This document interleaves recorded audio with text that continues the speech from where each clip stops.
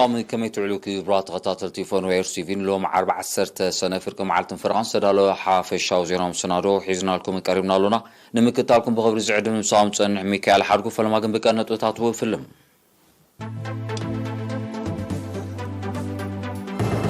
نبرتي ماي دماز توادد لهم آقل قلو صحي وطعات بمعبالهم العلترا كم زلو قليتهم أب نقفة تراكم أب مسرح ممار مستمارن كعزز صاوعيد قريب مدبر تعنا حليب منتل أب كتتل كدم حرسيز مسكن عوركتوه تقبر الله أب زيناتات وصايا الجيريا مسبانيا تصنحاني محزنت وعل كم زون زفتو أفريقيا بلجيوم ديمقراطية ريبابليك كونغو ግዛታት ነበረትሉ ህልቂት ሰላማዊ ደቀባት ከም ተፈጸመ ተኣሚና ኣብ ሰሜናዊ ምብራቕ ናይጄርያ ብዝተኻየደ ሽበራዊ መጥቃዕቲ ብውሕዱ 23 ሰባት ተቐቲሎም ዝርዝር ዜና ነበርቲ ማይ ድማ ዝተዋደደሎም ኣገልግሎት ፀሓው ፀዓት ኣብ ቁጠባዊ ማሕበራዊ መነባብሮም ርኡይ ምዕባለ ከም ዘመዝገበ ገሊፆም ወኪል ሪና ፊሊሞን ተካቦን ዘዳሎ ዜናው ፀብጻብ ሳምራይት ሊቪዮ ከተቕርበ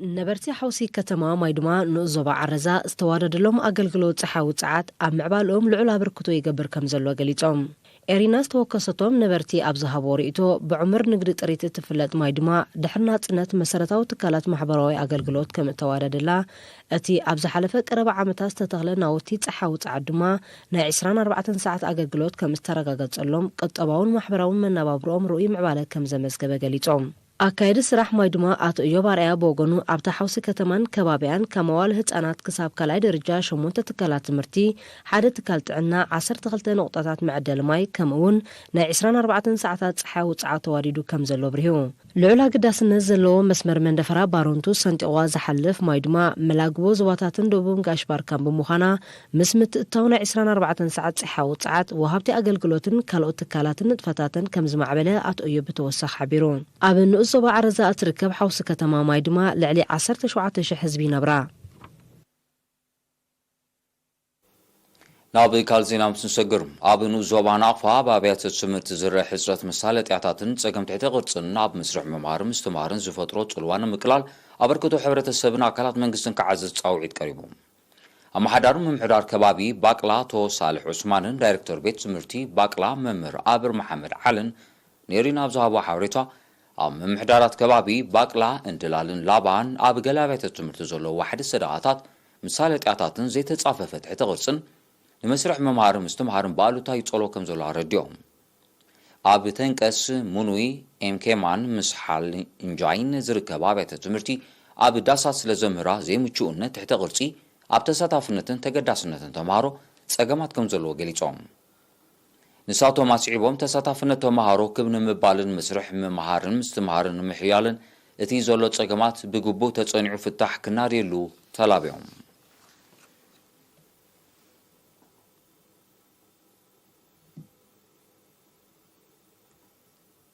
مدبر طعنا حليب منتل نو زوبا على برعيد نقحة زيكاتات هابا قلقلو زمناوي حكمنا بمبرخ بحفشا هابا كتتل كدم حرسن دما بفلايز مسكنا وركتو تقبر كمزلا تحبيرون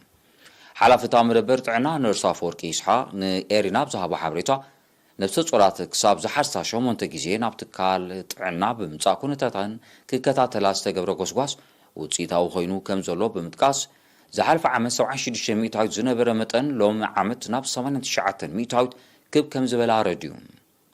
ابرحوز زبل عادتات زركبو اقار حكاين ون حمام عسو اب مكلخال عبي ابركتو يغبرو مهلاوم تقيسو دما እናን ቆልቆለ ዝምጽ ዘሎ መልከፍቲ ናይዚ ውጽኢት ከም ዝኾነ ገሊጾም ብዘይካዚ ኣብ ከባቢያዊ ጽሬት ብዝግበር ዘሎ ቀጻል ጻዕሪ ልዕሊ 96 ሚታዊት ዝበጽሐ ተጠቃምነት ዓይነ ምድሪ ኣብ ዓድታት ብጉድለት ጽሬት ዝስዕቡ ሕማማት ኣብ ምቁጻር እወታው ተራ ይርከቦ ከም ዘለውን ሓቢሩ ተገልገልቲ ብጊዜኦም ኣብታ መደበር ጥዕና ብዝረኸብዎ ዘለዉ ኣገልግሎትን ንቕሓት ዝበርኻ ዝተምህሮን ተሪዮ ሕማማት ከም ዝነከየ ብምጥቃስ ኣገልግሎት ላቦራቶሪ ክዋደደላ ተላብዮም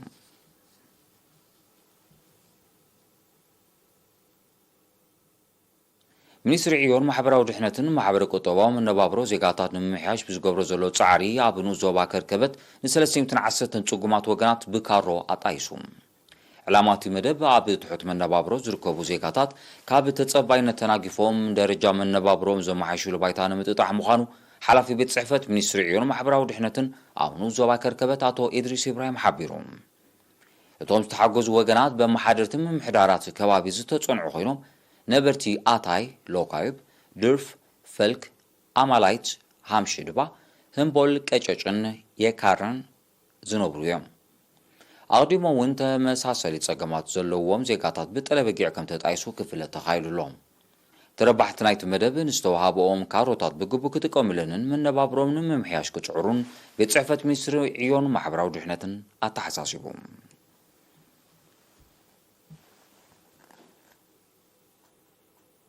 ዝኸበርኩም ተዓዘብቲ ዝስዕብ ሃገራዊ ዜናታት እዩ ንምክትታልኩም ክትቅጽሉ ደጊመ ብኽብሪ ዕድም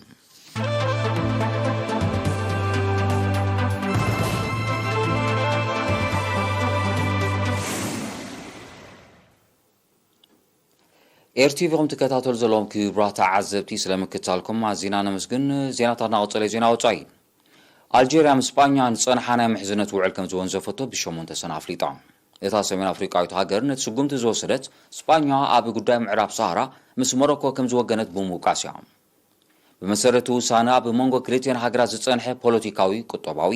ትምህርታዊ ከምኡውን ኣብ ምክልኻል ዘተኮረ ምሕዝነት ተወንዚፉሎ ከም ኣካል እቲ ስጉምቲ ኣልጄርያ ካብ እስጳኛ ክትገብሮ ንጸንሐት እታው ንብረትን ኣገልግሎታትን ከተቋርጾ ምዃና እውን ተፈሊጡሎ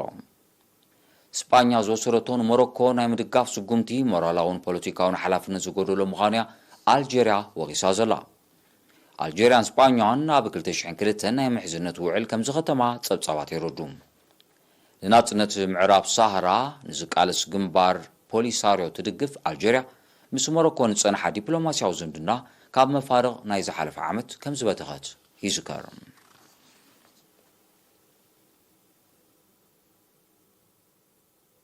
ቤልጅየም ኣብ መጀመርያ ዓመታት መበል 20 ክፍለ ዘመን ሕጂ ዲሞክራሲያዊ ሪፓብሊክ ኮንጎ ተባሂሉ ዝጽዋዕ ከባቢታት ኣብ ትሕቲ ግዛእታ ኣብ ዝነበረሉ ህልቂት ሰላማውያን ደቀባት ከም ተፈጸመ ብወግዒ ተኣሚና ቤልጅየም ነዚ ዝተኣመነት ንጉስ ፊሊፕ ብ8 ሰነ ኣብ ዲሞክራሲያዊ ሪፓብሊክ ኮንጎ ንፈለማ እዋን ምብጻሕ ኣብ ዝፈጸመሉ እዩ ንጉስ ፊሊፕ ኣብ ዘስምዖ መደረ ሃገሩ ታሪኻውን ሞራላውን ሓላፍነት ናይቲ መግዛእታዊ ሓድግታት ከም እትስከም ኣረጋጊጾም ቤልጅየም ነቲ ኣብዚ እዋን ብዲሞክራሲያዊ ሪፓብሊክ ኮንጎ ዝፍለጥ ከባቢ ኣብ ትሕቲ ግዛእታ ድሕሪ ምእታዋ ብፍላይ ኣብ 1865 ክሳብ 1909 ኣብ እዋን ንግስነት ንጉስ ሊዮፓልድ ዳግማዊ ልዕሊ 10 ሚልዮን ንጹሃት ደቀባት ከም ተቐትሉን ዕቑር ጸጋታታ ከም ተጓሕጉሖን እዮም መዛግብ ታሪኽ ዝገልጹ ንጉስ ሊዮፓልድ ነቲ ግዝኣት ናብ መንግስቲ ቤልጅየም ድሕሪ ምስጋሮን ክሳብ ዲሞክራሲያዊ ሪፓብሊክ ኮንጎ ናጽነታ ኣብ 1960 ትረክብን እቲ ቅዝፈትን ምዝመዛን ከም ዝቐጸለ እዩ ዝሕበር ኣብ ዞባ ቦርኖ ሰሜናዊ ምብራቕ ናይጄርያ ኣብ ዝሳልስ እዚ ብዝተኻየደ ሽበራዊ መጥቃዕቲ ብውሕዱ 23 ሰባት ከም ተቐትሉ ንሰመት ጸጥታ ሃገር ብምጥቃስ ማዕከናት ዜና ቃሊሐን ዛጊድ ሓላፍነት ናይዚ ምስጫድ ኣብ ዘዳውብ ከባቢታት ዝተፈጸመ ንስራሕተኛታት ትካል ሓፂን ዕላማ ዝገበረ መጥቃዕቲ ዛጊድ ዝወሰደ ኣካል እኳ እንተዘየለ ኣብቲ ከባቢ ተደጋጋሚ መጥቃዕታት ከካይድ ዝጸንሐ ምስ ዳዕሽ ጽቡቕ ምትእስሳር ዘለዎ ሽበራዊ ጉጅለ ቀዳማይ ጡርጡር ምዃኑ እቶም ሰመዚ ገሊጾም ሰሜናዊ ምብራቕ ናይጄርያ ብሓፈሻ ዞባ ቦርኖ ድማ ብፍላይ ቀንዲ ዕላማ ናይቲ ካብ 2009 መጥቃዕታት ዘካይድ ዘሎ ጉጅለ ቦኮ ሓራምን ካልኦት ሽበራን ጉጅለታትን ምዃኑ እዩ ዝሕበር በዚ ንልዕሊ 13 ዓመታት ዝቐጸለ ሽበራዊ መጥቃዕታትን ዝሰዓበ ጸጥታዊ ቅልውላውን ልዕሊ 350,000 ሰባት ክቕተሉ እንከለዉ ሚልዮናት ካልኦት ኣደዳ ስደትን ምምዝባልን ከም ዝኾኑ ጸብጻባት የረዱ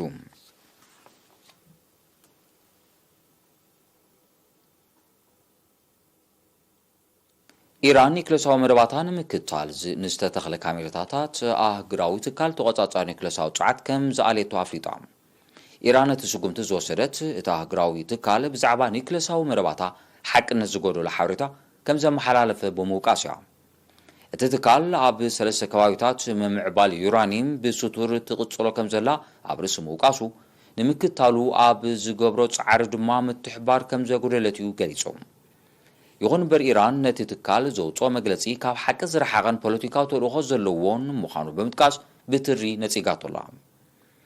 ኢራን ኒኩለሳዊ መርባታ ከተጉድልን ኣብ ልዕሊያ ዝተወሰነ እገዳ ክለዓልን ኣብ 2015 ኣሜሪካ ምስ ትርከበን 6 ሓያላን ሃገራት ኣብ ስምዕ ከም ዝበፅሐት ይዝከር እንተኾነ ግና ኣብ 2018 ካብቲ ስምዕ ዝሰሓበት ኣሜሪካ ኣብ ልዕሊ ኢራን ተደጋጋሚ እገዳታት ብምጽዳቕ ንትግባሩ ኣብ ሓደጋ ከም ዘውደቐቶ መንግስቲ ኢራን ክኸስስ ጸኒሕሎም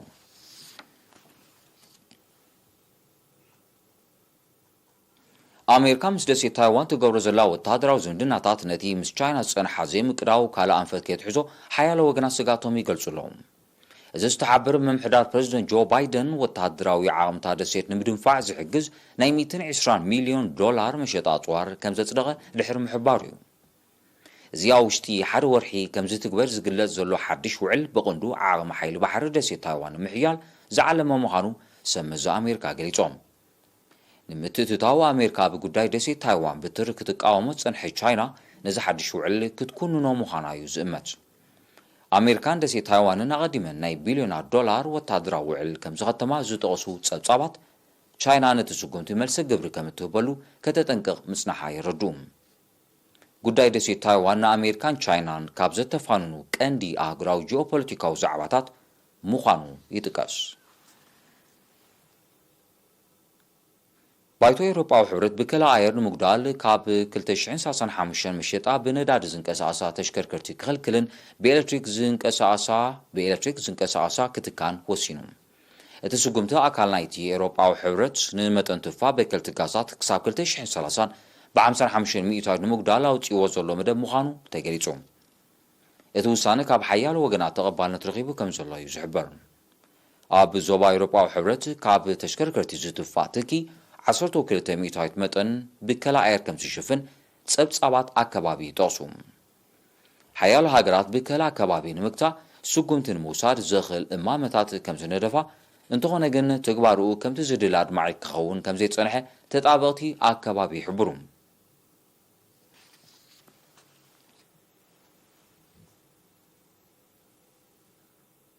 ናይ መወዳእታ ዜና ኣብ ደቡባዊ ምዕራብ ሕቡራት መንግስታት ኣሜሪካ ተኸሲቱ ዘሎ ሓደጋ ማዕበላዊ ዋዒ ኣብ ማሕበር ቆጠባዊ መነባብሮ ዜጋታት ኣሉታዊ ሳዕቤናት ከም ዘውረደ ተሓቢሩ እቲ ካብ 37 ክሳብ 46 ዲግሪ ሴንቲግሬድ ዝበጽሕ ልዑል መጠን ሞት ንመዓልታት ክቕጽል ከም ዝኽእል ዝእምት ትንቢት ኩነታት ኣየር ከም ዘሎ እዮም ሰመዚ ምክትታል ሜትሮሎጂ ዝገልጹ ዘለዉ ከተማ ፎኒክስ ኣሪዞና በቲ ሕማቕ ኩነታት ኣየር ብቐዳምነት በኣሉታ ዝተጸልወት ምዃና ዝጠቐሱ ጸብጻባት ምምሕዳርታ ክፍለ ሃገር መዝሓሊ ማእከላት ብምኽፋት ክስዕብ ዝኽእል ሳዕቤናት ንምጉዳል ቅድመ ምድላት ምክያዱ ሓቢሮም እቲ ማዕበላዊ ዋዒ ኣብዚ ዓመት እዚ ኣብ ደቡባዊ ምዕራብ ሕቡራት መንግስታት ኣሜሪካ ዝምዝገብ ዘሎ ፋልማይ ባህርያዊ ሓደጋ እዩ ኣህጉራዊ ክልል ማያዊ ነውፂ ዝጠንቁ ተርእዮታት ማዕበላዊ ዋዒ ብርቱዕ ዝናብን ህቦብላዊ ማዕበልን ከዛይድ ምዃኖም ክኢላታት ተዓውዲ ዝገልጹ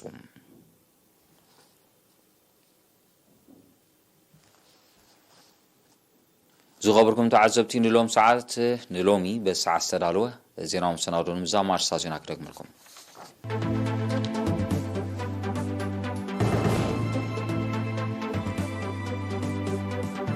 ነበርቲ ማይ ድማ ዝተዋደደሎም ኣገልግሎት ፀሓይ ውፅዓት ኣብ ምዕባሎም ልዑል ተራ ከም ዘለዎ ገሊፆም ኣብ ናቕፋ ተራኮም ኣብ መስርሕ መምሃር ምስምሃር ክዓዝዝ ፃውዒት ቀሪቡ መደበር ጥዕና ሓሊብ መንተል ኣብ ክትትል ቅድሚ ሕርሲ ዝምስገና ኣበርክቶ ትገብር ኣላ